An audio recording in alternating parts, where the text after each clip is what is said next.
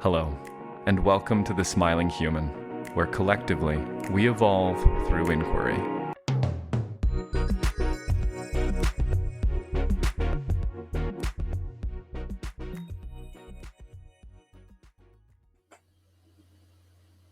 Hello, everyone, and welcome to this episode of the Smiling Human podcast. Today, my guest is Tei Taiyari, a heart-led student of simplicity, motivated by movement and nurtured by nature.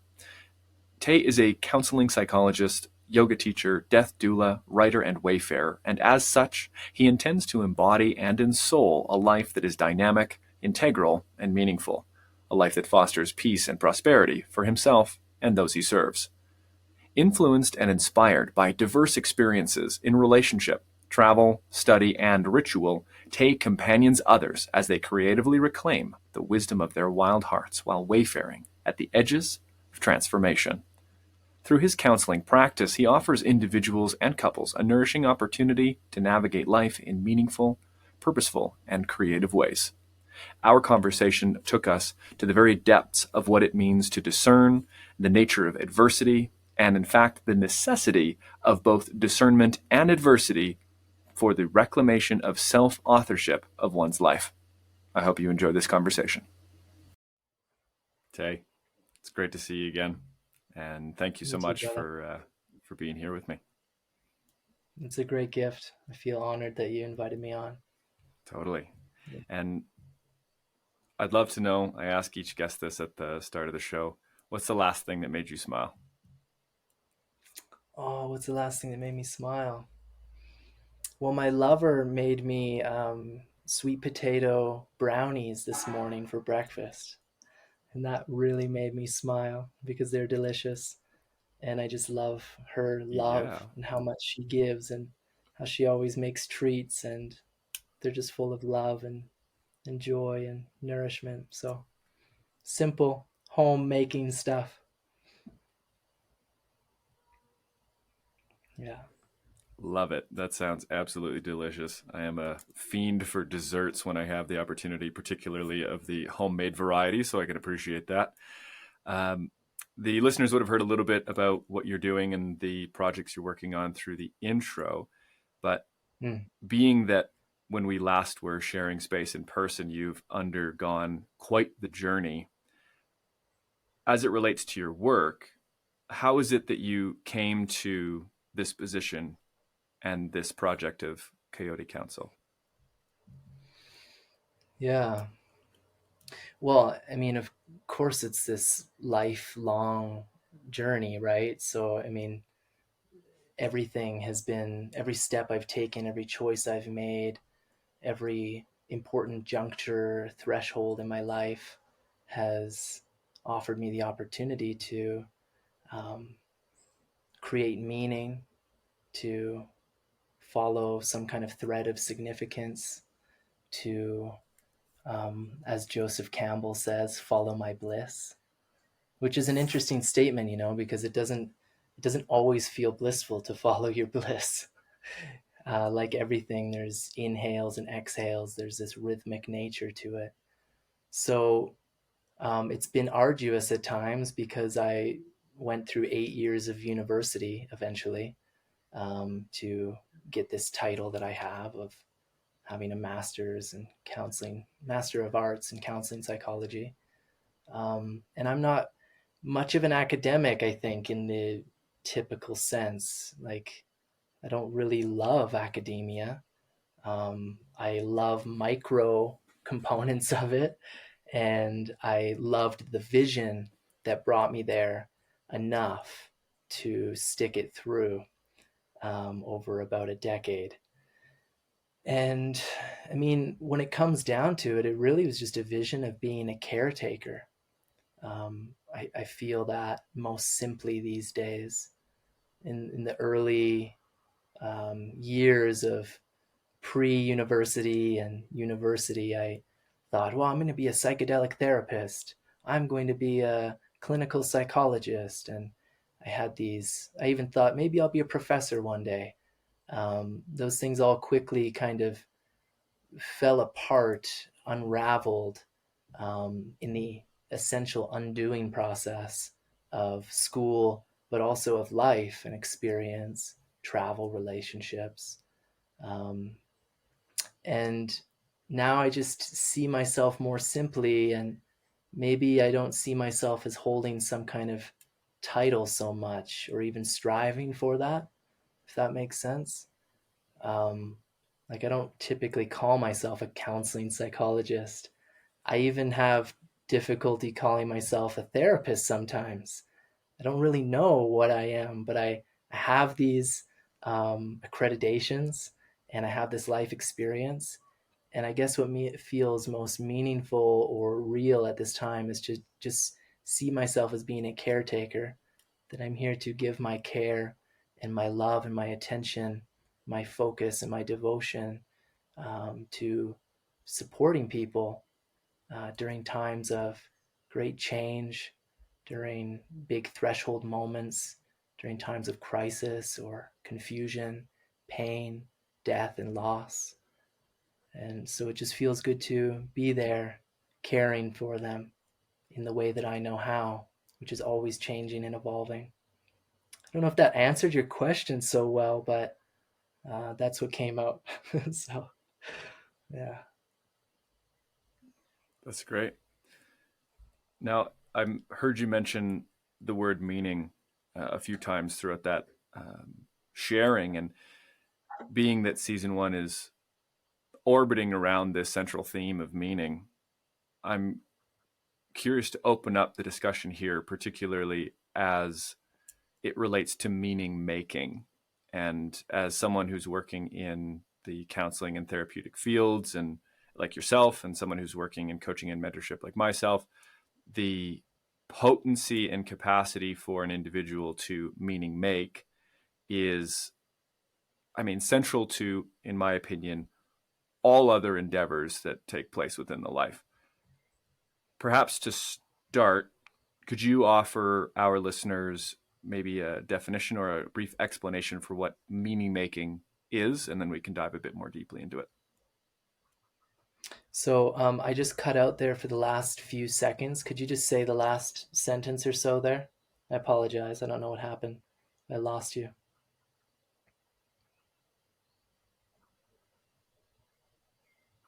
Absolutely. So the question I have for you then is if you can offer our listeners a brief explanation about what meaning making is, and then we can dive a bit more deeply into it. Mm, wow. Yeah, what meaning making is.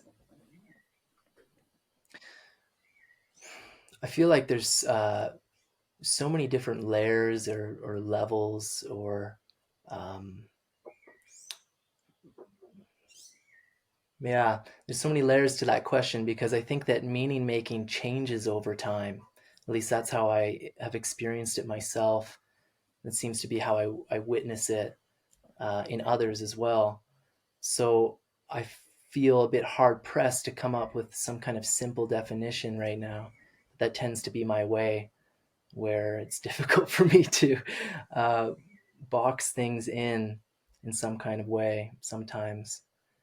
But I think what I'm coming to learn about myself, and certainly some of my clients, is that the heart and the heart's capacity to feel is an essential aspect of um, experiencing, generating, co-creating um, moments that are laden with meaning or potential meaning. And then after we have such experiences, there's some kind of storying process that happens. I think, of course, it happens in the moment as well, but especially contemplating experiences, we have this opportunity to create meaning with the way in which we story about what has occurred in our lives and how it happened. And that can sometimes, actually oftentimes, changes. Maybe I tell a story one way, and 10 years later I tell it a different way. And that to me shows me how I'm the way in which I'm making meaning of that story is changing as I change. And so in that way, I guess there's this inherent openness and adaptability. There's this shifting, changing authenticity and the word I'm looking for is gosh, it just escaped me. But really just to be open to how our feelings and our emotions and our stories that we carry with us, how they move us from the inside out, how they lead us to um, have some kind of sense of clarity or confidence to take our next steps into life, into the unknown, that our meaning making capacities gives us the opportunity to take risks and to make big and small choices that are aligned with what feels right for us in the moment. And so, an openness, an adaptability, an authenticity, and a contemplative way of experiencing life is essential for making meaning as I see it. Yeah. One of the central pieces that you spoke to there is storying, and I think that that's a really important piece to note here, is that when you're speaking about the heart's capacity to be open and this capacity to feel deeply into what is real, at least for the individual, as a prerequisite for the potential of meaning making, I think that and storying are really closely tied. And I'll put something forward for you and you tell me what you think about it. Recently, I've been playing with the definitions or the distinctions between feeling, emotion, and thought. I know that feeling and emotion are typically used interchangeably, but at least insofar as I've been exploring it recently, feeling would be described as the physical sensations in the body. You know, if it's thirst, if it's tension, if it's queasiness or excitement, in elevated heart rate, what have you. The emotions themselves are what we know them to be. If it's joy, gratitude, excitement, grief, fear, anger, disappointment, what have you. And then the thoughts are, in fact, inclusive of that naming protocol. That is to say, if I say, I feel disappointed, that actually falls into the side of the thinking and the thought category. And so there's an interesting zone here. And I wonder what you make of this, where I've noticed in the people that I work with and in myself as well, and in my relationships, that there's a delicate balance needed between the veracity granted to the thoughts and the veracity granted to the thoughts about the emotions as it relates to being able to generate workable and harmonious meaning. And when I say harmonious, I mean inside of any given scenario. Not necessarily a question, but some ideas to throw at you. What do you think of that? Yeah, I think that it seems like feeling or felt sense experience is absolutely fundamental to the it's like a part of the metaphysical background of cosmos, that all things, the matrix of relationality of which the cosmos, universe, creation um, is based in feeling. In my perspective, that to be relational, you have to be a feeling entity. That because you're responding to interactions with your relations, and so in that, I think emotions, in the way that we humans experience emotions, at least, that they can be raw, and they're most certainly informed by the feeling texture of being in a human form as an earthly being. Um, and emotions can be also patterned and learned, and they can be um, supported, uplifted, anchored, held onto by the way we story, by the way we think about things, which, of course, as you know, is very much connected to what we're taught as we're raised, and what we learn as we go on, and what we're unwilling to learn as well. So it's almost as if we're consistently feeling um, so much, because there's so much raw data, for lack of a better term, in any given moment. And we're really being these semi-open systems that we're really feeling so much in every single moment. And we have these sensory gating channels in our systems, in our nervous systems, that filter out all this feeling and touch and interaction that we have with the surrounding environment. And that filtering process is part of our emotional and storying capacities. And so as it comes up to our brain and our prefrontal cortex, we start to think about it and make stories out of it. But I guess what I'm trying to draw out right now is that the feeling dimension, the felt sense experience of our reality, is like the fundamental uh, aspect. It's what really nourishes our ability to even story in the first place. Um, so in that way, it seems like the more we can kind of get out of the way, the more often we can get out of the way with our thinking minds and just allow ourselves to feel, then it seems like that refines our ability to receive more meaning, more to generate more meaningful stories that aren't so patterned and habitual and learned, if you will. And that's why, meditation and mindfulness and rituals and contemplative practices are so vital and important if you want to know yourself in the world, because you quiet down enough in these kinds of experiences to receive more without grasping on and labeling it and morphing it and controlling it.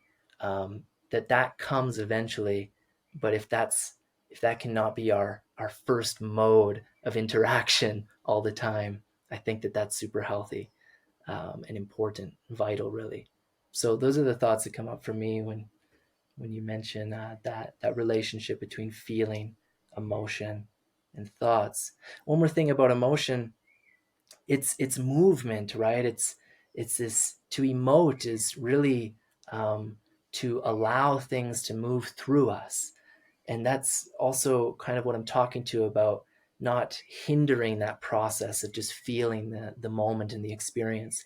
But the more that we can allow our emotions to simply flow through us as well, like our anger, for example, if we can just attempt to experience our anger like a tree experiences wind through its leaves, that maybe that anger will guide us toward a more meaningful, action oriented way of being, rather than, I'm angry. What is it about?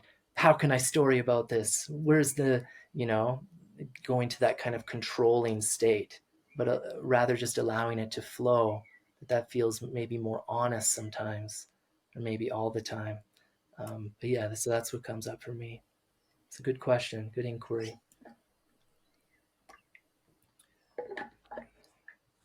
The aspect of movement, I think, highlights the underlying impermanence of the present. That when we are authentically and genuinely open to the unfolding of the moment, there's necessarily a flow to this. And so this is an interesting piece to recognize, is that there's information flowing into the heart, mind, body at every point. And when you're speaking about this filtering process, it's an interesting one to highlight, because on one axis, we are filtering myriad groups of useless information, things that we could do nothing with from our sensory environment. And this filtering is happening at a subconscious level. On the other hand, there is also a filtering process that takes place, I would propose, inside the storying aspect. And that is to say that we are empowered to filter the thoughts and beliefs we have about any given emotional experience and about any given situation that is stimulating that particular emotional experience. And this filtering process and the storying process, I think, demands, at least from my perspective, a clarification on perhaps the two different ways the word meaning could be understood. And so I'll offer these now, and then I have a follow-up question for you that you might be able to speak to. The first one is definition. What is the meaning of this? What does this mean? It's a literal translation of information, right? But when we're talking about meaningful, it goes beyond definition. It goes almost to say, is this a substantive step towards communing with a value in my life, something of value, if it's relationship, if it's a truth about myself, if it's the development of community, something like this, the things that bring us fulfillment. And so both of these definitions, that is to say, meaning as definition and meaning as value oriented, root down into a connection with truth and value, because we have the necessity for a true definition. The only useful definitions are true definitions, and therefore anything meaningful is necessarily conveying truth. And anything meaningful in terms of our orientation towards value in life is orienting us truthfully towards that. Okay. With all that being said, to put it simply, it's very clear that every human has the ability to meaning make in a way that promotes their own suffering. And so what I would be curious to hear from your perspective, Tei, is what are the elements of story making, particularly as it relates to feeling, that promote well-being in an individual?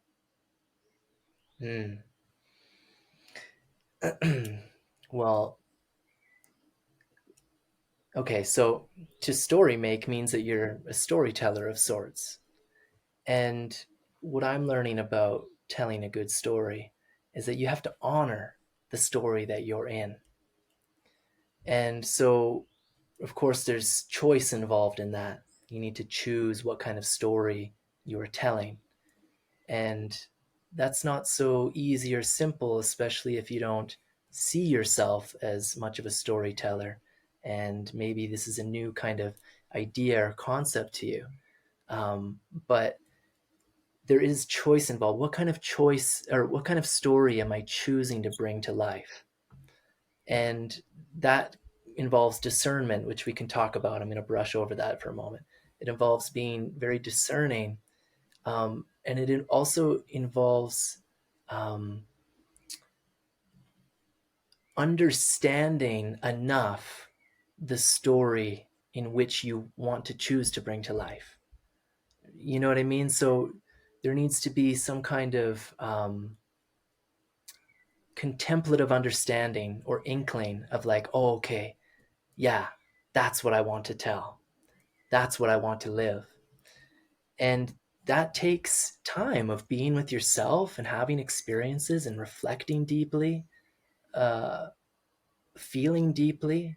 It involves having meaningful or deep conversations with people that you trust, or maybe those who you don't really know, but to remain open. And there's this experimentation that's necessary. Okay, so there's so much there, but I want to kind of move on and say, once you make the choice to bring a story to life, that you have to honor it. You have to honor the people involved. You have to honor their storylines. You have to honor the cosmology of the story in which you're bringing to life. You have to honor the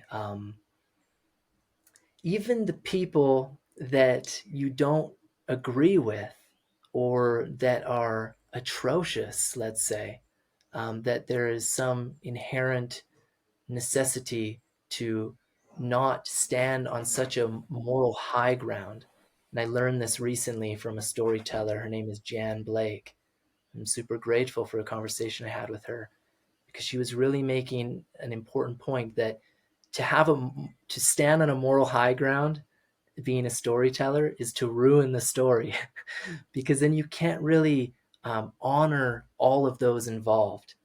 And, what does that word honor mean? I think it means different things to many people. To me, at this time in my life, it means that there's a certain level of acceptance, um, but more so, there's an appreciation for the place and the role that people and things play within the storyline, even if I disagree with them, even if they're challenging and they make me face uncomfortable parts of myself. So, yes. And so to honor a story, you need to step outside of yourself. There needs to be this intentional cultivation of empathy to be able to feel others around you, including more than human creatures, beings. And I think there needs to be an intentional cultivation of compassion as well, to not only have the capacity to feel others, but to be with others, in their own emotional experiences, including their suffering. And you brought up that word suffering some moments ago. No good story is no good story is told without some element of suffering. It seems like a key component to the story making ability and art, the craft of it. So that means to me then that we need to learn to be with each other's suffering. And I think that also heightens and deepens our ability to be with each other's joy.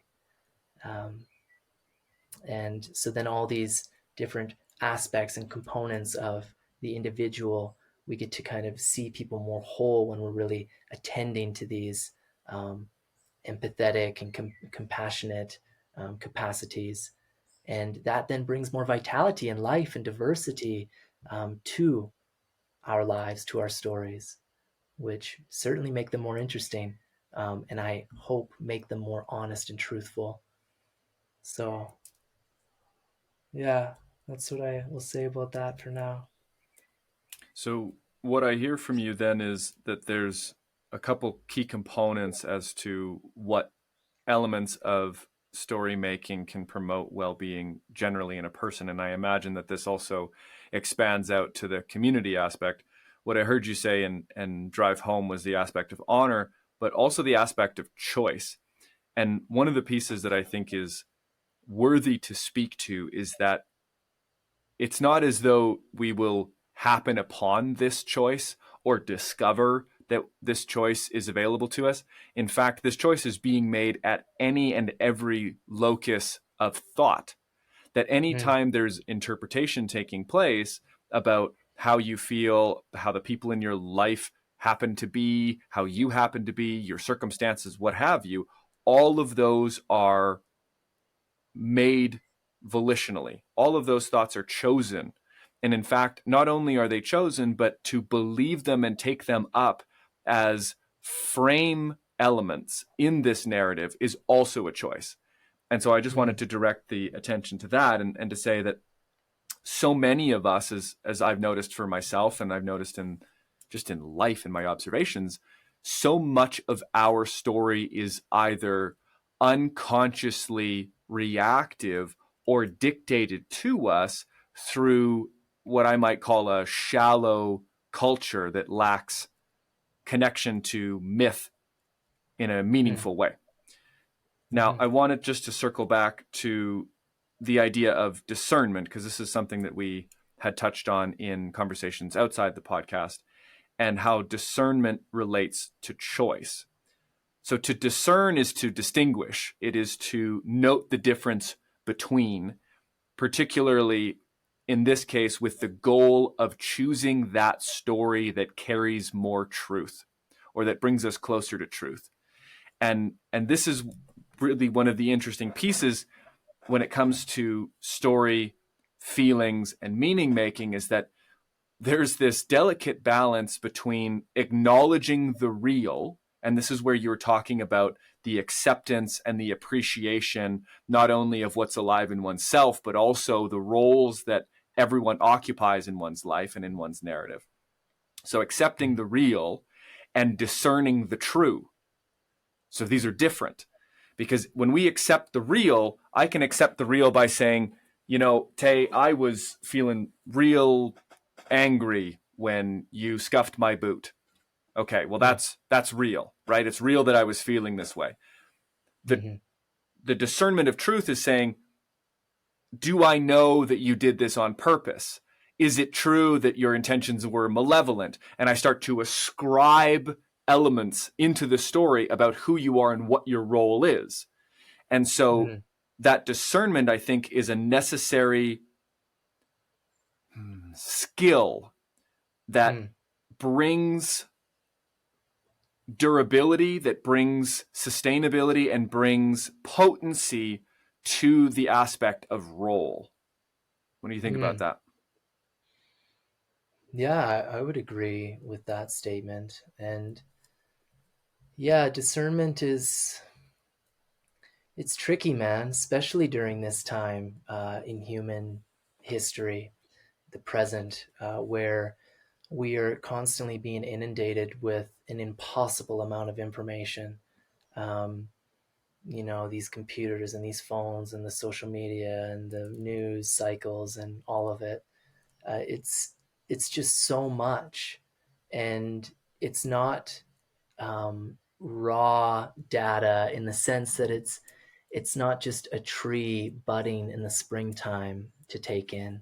It is humans oftentimes distorting and creating on purpose certain narratives, crafting information to receive very specific kinds of reactions, and to create ripples that lead to some kind of idealized outcome. And so we're constantly, I guess the point I'm trying to make is that we're constantly being thrashed about by this oceanic mass of information. We're in the information age, and so that makes it really difficult to sharpen our own heartfelt, soul-led, meaning driven discernment that's connected to our own individual self, but then also to our intimate relations, and then to our community. I guess I'm trying to draw out the fact that it's actually really difficult to sharpen this skill of discernment, and I am really proud of those who have sharpened it to a degree where it's evident and it's effective, and that it's helpful for themselves and their loved ones and their communities. And the clients that I work with, which it's kind of a range of ages, but I do have a handful of younger, like early mid 20s, these young adults. And I'm noticing that discernment is really important for them, specifically because it's so difficult for them at this time, because they weren't really taught what that is. They weren't really shown even by older people what that is, or maybe they didn't have the kinds of spaces or companionship or eldership to make evident what it is to sharpen that skill. I think it's something that we really need to learn from each other in many ways. But we've been kind of cast out to sea and forced, a lot of us, to really learn how to do it on our own in many ways. So I think this is all a preamble to say that I think it's essential and vital to have a diversity of experience in your life, to purposely seek out diversity of experience.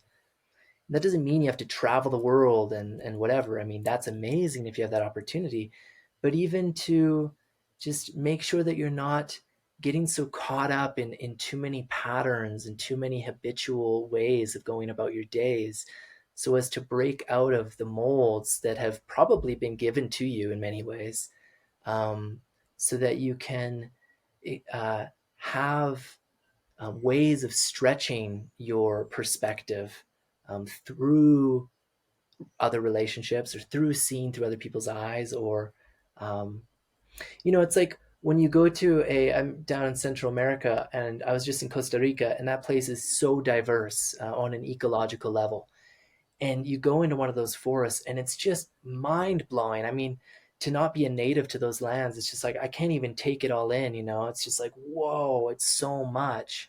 Um, and that feels really healthy in some ways, in many ways, to put myself in positions where I don't really understand what's going on, that I am being invited to open myself more to things that are unknown, because it's in that space of wading out into the unknown that I get to meet parts of myself that I wouldn't have if I didn't go there, And it's in every time that I meet those unknown parts of myself and the so called other that I get to learn a little bit more about how I um, take those moments into my being and create meaning with it.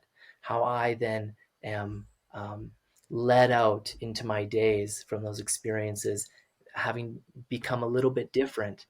And it's that kind of process, I think, that helps along that sharpening of discernment.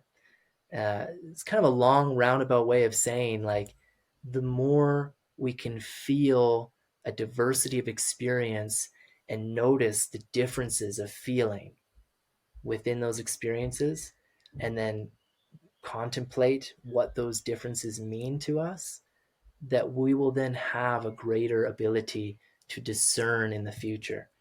We will have, um, yeah, a sharper ability to see things that make sense to us or don't make sense to us.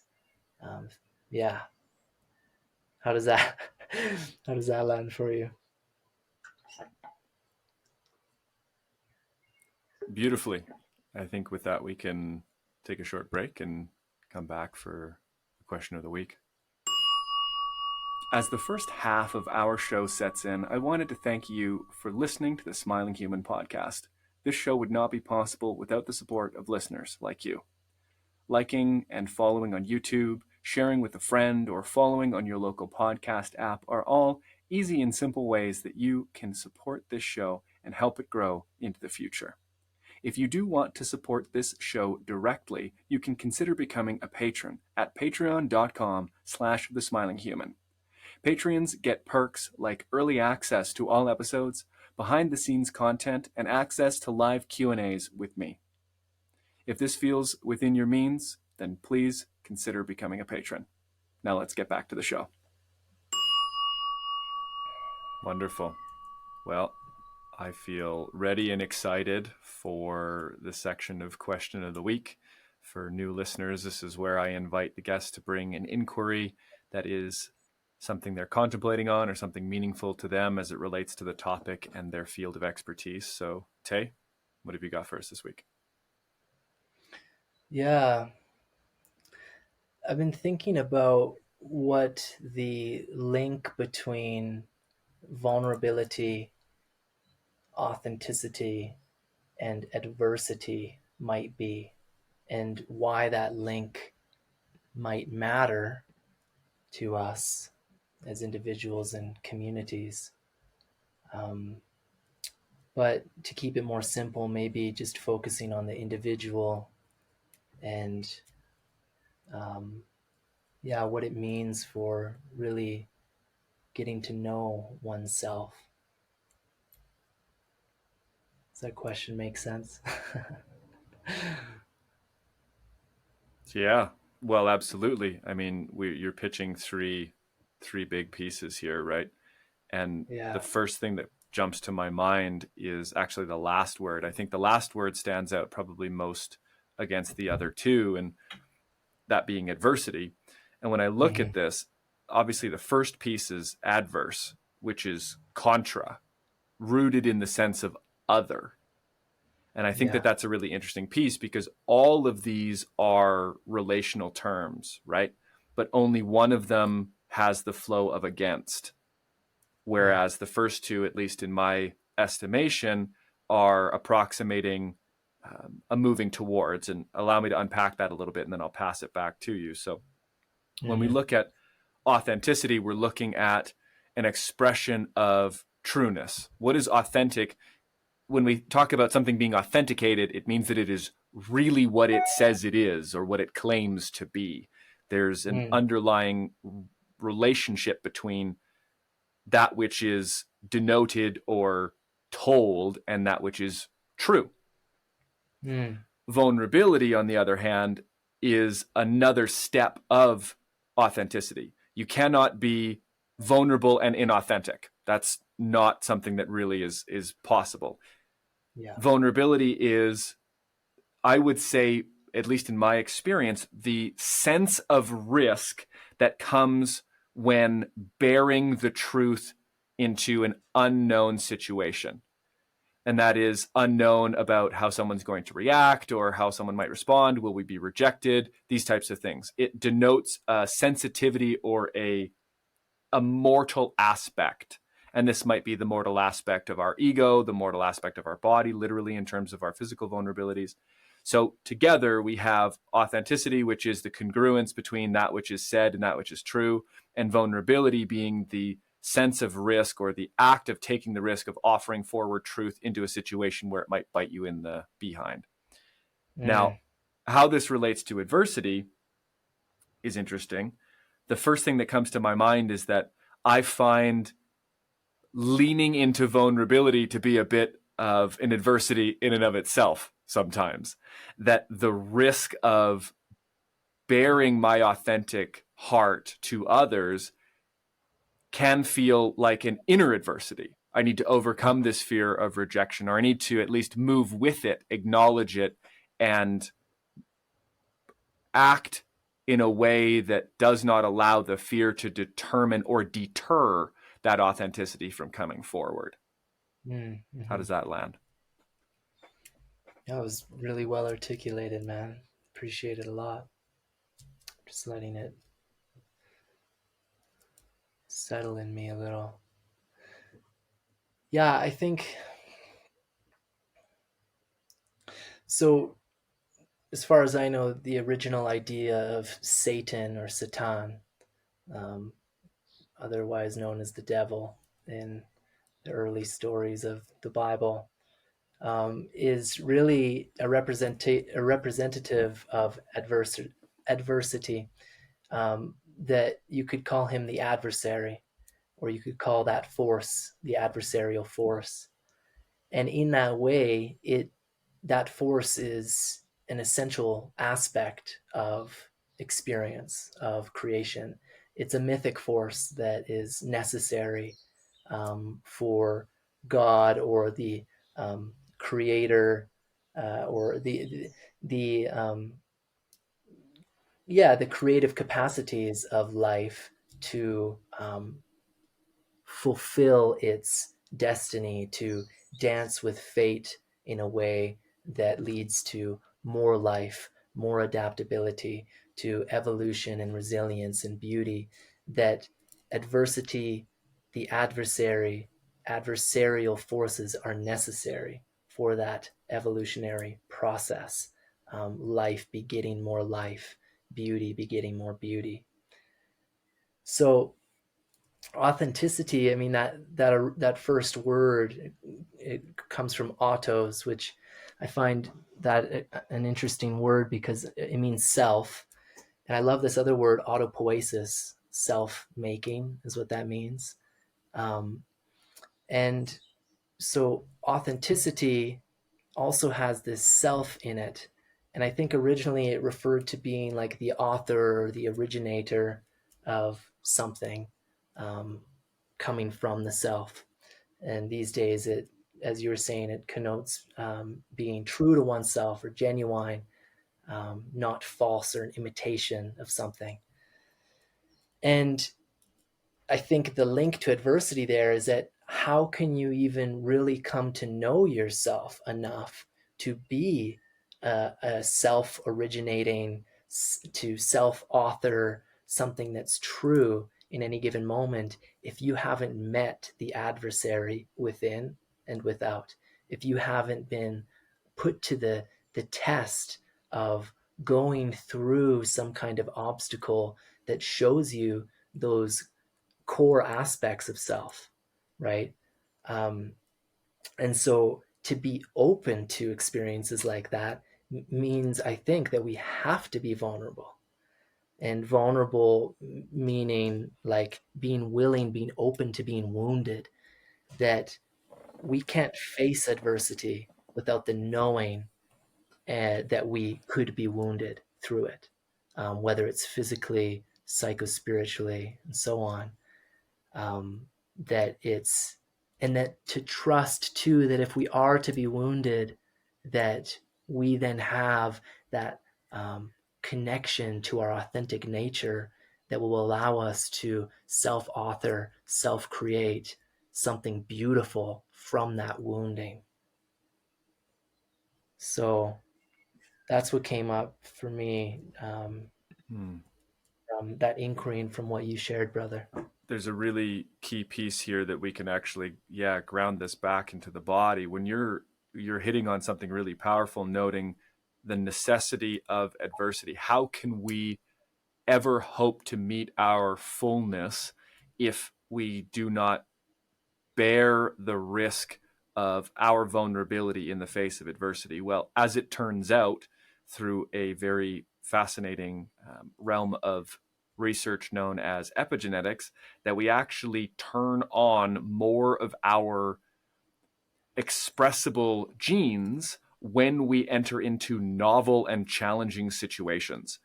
And Mm, so this idea, we have this mirroring, and what I'm going to touch on here is this mirroring between the mythos, which you just spoke to about Satan or Lucifer, the devil being a representative of the adversary, the contra, the opposing force, and how that necessitates the evolution of the human spirit. It's like if we even take it to the very simple, the weight of the soil is expected by the seed. And it is in that contra force, that pressing down, that the mm, seed actually is able to respond and grow into its fullest expression of being. yeah. The expectancy of adversity is baked into the human spirit. We are made for it. And so, on the coattails of that singular point, I want to rope in something that you mentioned earlier. And this Mm, has to do with meaning making and storytelling. And when you inevitably, listener, encounter adversity or challenge, what I would encourage you to do is to tune into the quality of the narrative that arises in response to that adversity. Is mm, the quality of the story I am telling myself one that absolves me of my vulnerability, one that distances me from this adversity, or one that recognizes, honors, if you will, the veracity and presence of this current moment, adversity and all, and places me in such a way inside of this narrative that I may be best set up to experience that evolution that the adversity is inviting me into. Very powerful mm, pieces. mm-hmm, I appreciate that, Tay. mm-hmm. Yeah. Yeah. The seed expecting the weight of the soil, and that is an essential aspect of its beginnings, of its growth pattern. You can take that further. It begins to grow then and is exposed to other elements like weather patterns, right? Temperature and wind and things like that. And if it's not too extreme, but it's extreme enough that those weather patterns actually strengthen the tree, for example, that the wind, trees without wind. I heard this amazing story of this woman who went to go check out this. It was like a garden, a forest that was inside of a biome, and she noticed that all of the trees were being held up by stints, or and she asked the people, why are they all held up? And they said, well, they don't have any wind. They don't there's no forces against them to make them stronger. And I thought that was just amazing, so um, yeah, I just wanted to share that it's always there, I guess, is my point. That at every single moment the adversary is there, and it's just that some moments feel so much more obvious or scary or frightening. And I guess the more we can welcome in adversity through some controlled environments, like hard fitness classes, for example, that I know you're aware of, Oak, or difficult relationship conversations, like that these semi controlled environments where they're somewhat safe, that these are practice grounds for facing the inevitable, chaotic, painful, scary moments of life, like a loved one dying tragically, or a some other kind of ecological tragedy coming in and desiccating our community, and so on and so forth. So, yeah. One might be thought foolish to look upon their dumbbells as the enemy, and further to look upon one's partner as an adversary in a moment where conflict resolution is necessary would be equally unwise. And I think that what we're circling here is this recognition that there's almost this innate ascription of malevolence that comes when we recognize opposition. But what we are pointing to and what we are discovering together here is that adversity itself is actually an ally in the, or say for the end of evolution, to the end of evolution, this personal growth, this personal transformation. And if we then can rope this back into meaning, how we articulate and narrativize or storytell about our adversities will, I believe, determine how much of the gold we are able to uncover through that Yeah. experience. Because there's this dangerous triangle that can come out, and I'm sure you know of this given your counseling and therapeutic background. It's sometimes known as the drama triangle. It's the relationship between the victim, the perpetrator, and the savior. And adversity is baked into this as well, because if we are being perpetrated against, that's a level of adversity, right?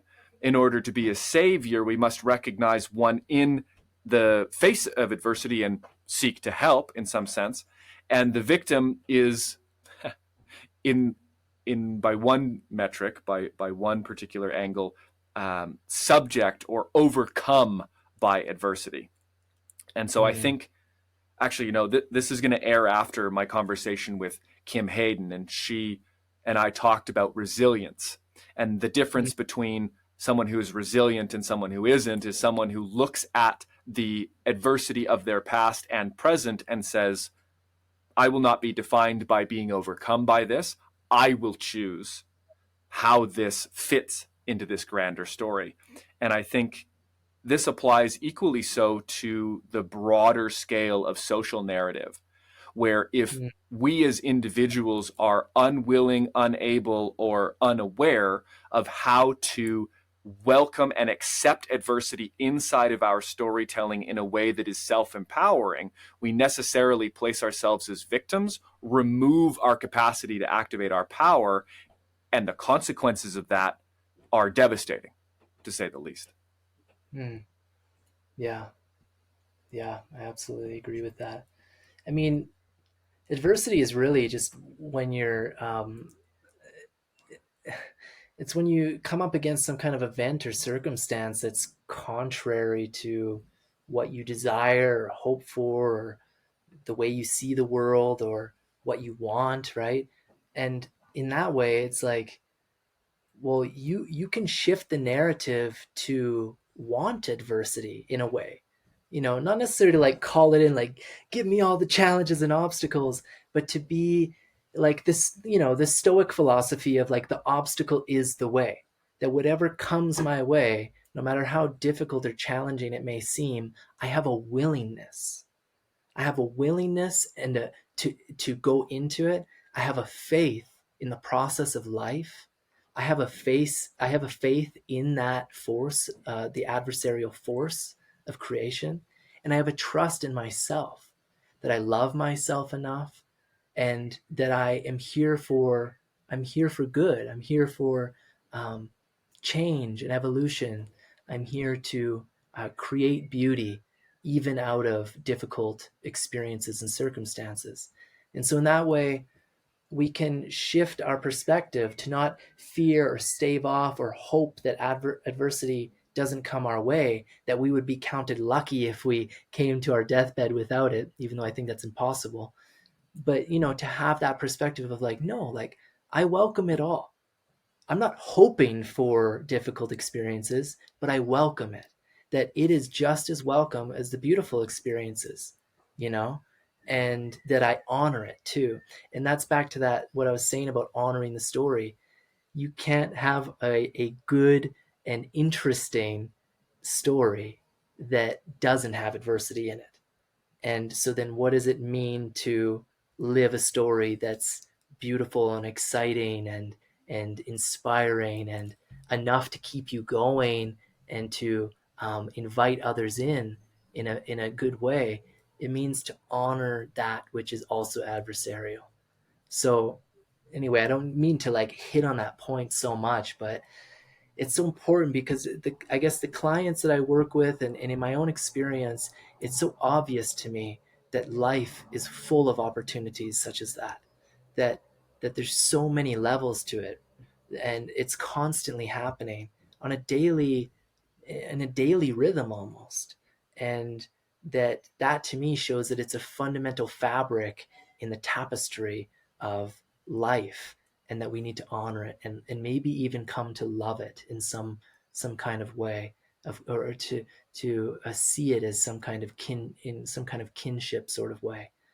So yeah, one other thing I wanted to say, a very simple example of this I think we're all aware of is you're in relationship with people, whether it's intimate partnership or friendship or family relations, and you have a difficult moment arise. There's some kind of tension. Some people might call it a fight, but there's a difficulty that arises where you aren't meeting each other in the way that you really would hope for, which would be to be peaceful usually and harmonious. And so that's the opportunity. That is an adversarial moment. It's the opportunity to reflect on, what story am I living here? Am I living the story of needing to be right? Am I living the story of needing to get something out of this experience that benefits me or actually takes away from them? You know, or am I here to learn how to love better, learn how to accommodate while also holding boundaries that are essential for my own well being, but that don't put other people at risk of being unnecessarily hurt or put into a position that makes them unnecessarily vulnerable? That the story in which I'm choosing to live during a moment of conflict actually is vital to how I'm going to develop as a person, but also how they are going to, and then how hopefully we are going to together. And, we look out in the world and it's like, uh, there's obviously a lot of um, stories that are being lived in relationships that aren't so healthy for individuals, couples, families, and so on. So it seems like an important topic to really consider as an individual and in our relationships. Like, how are we choosing to navigate these moments of conflict and adversity together?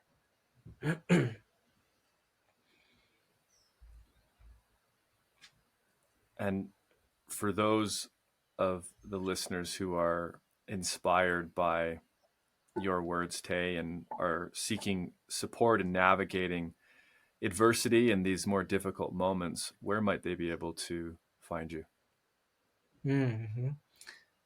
So I have a website that I've put a lot of love, blood, sweat, and tears into, and that is Coyotei Council.earth. Um, I'm sure it'll be in the show notes or whatever. But that's a good place because I have information about me and my orientation to council work, and I put essays up there once in a while. And I have a podcast project as well that's still budding. And so there's all sorts of ways to get to know me through my website. And on there, you can contact me. And I'm always open to just meet people too, if it feels like people would really benefit from that, whether we're going to work together or not. I find it really important for it to feel like a mutually beneficial fit with this kind of work with people. That I'm not just trying to drag in clients to make money, but that I'm here as some certain kind of some kind of space for people to come settle into. But not everybody is going to be that, and so I love having a bit of an open through line to dialogue with me. And of course, that's why I also offer content, as we call it, so that you can get to know me in that way. So, yeah, reach out, check out what I'm up to on there. And that's probably the way. I have social media and stuff, which you can find on my website as well. Yeah. Excellent, brother. I appreciate your willingness and courage to traverse these new and blooming topics that are so relevant to the hearts and minds of so many. Tei, once again, thanks so much, man. It was a great honor, brother. Thank you. Thanks for listening to this episode of the Smiling Human podcast. If you enjoyed it, please consider liking and subscribing on YouTube or giving a follow on your local podcast app. I know I said it in the mid-roll, but I'll say it again. If you'd like to support this show directly, you can do so at patreon.com/thesmilinghuman. You'll gain access to perks like early access to episodes, behind-the-scenes content, as well as access to live Q&As. Also, I've just produced an insight journal and I want to give it to you for free. You can find access to this month-long personal development journal in the link below. This is in the show notes or in the YouTube description. Also, if you feel inspired by the sharing that has taken place in conversations like this and you want to work with me directly, you can find a link to a free call below. Thanks so much for listening. We'll see you again.